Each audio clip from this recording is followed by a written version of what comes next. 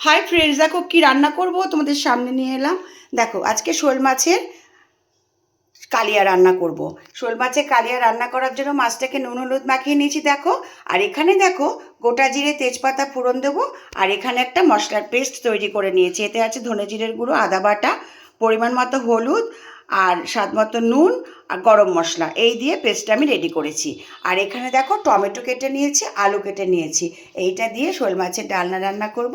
আর সঙ্গে আছে টক দই। চলো তোমাদের সঙ্গে নিয়ে রান্নাটা শুরু করা যাক। হাই ফ্রেন্ডস, দেখো রান্না করতে চলে এলাম। এখন আমি শোল মাছের কালিয়া রান্না করব। কড়াইতে তেল দিয়ে দিলাম। এরপরে আমি সব মাছগুলোকে একে একে ভেজে নেব। মাছগুলোকে আমি ভেজে নিচ্ছি।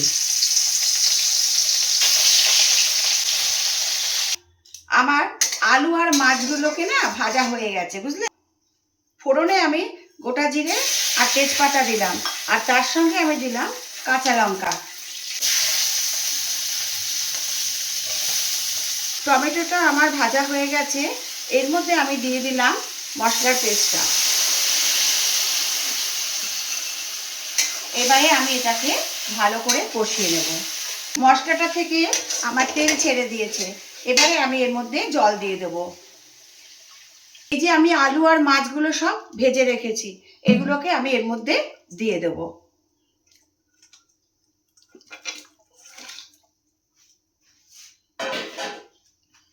ব্যাস, এবারে এটা ভালো করে ফুটবে।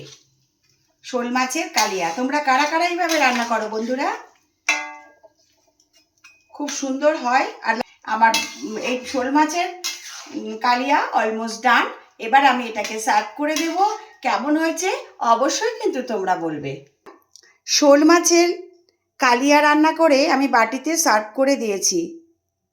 ভিডিওটা যদি ভালো লাগে তোমরা একটা লাইক কমেন্ট করো। আর এরপরে অন্য কোনো নতুন ভিডিও নিয়ে অবশ্যই তোমাদের সামনে চলে আসবো।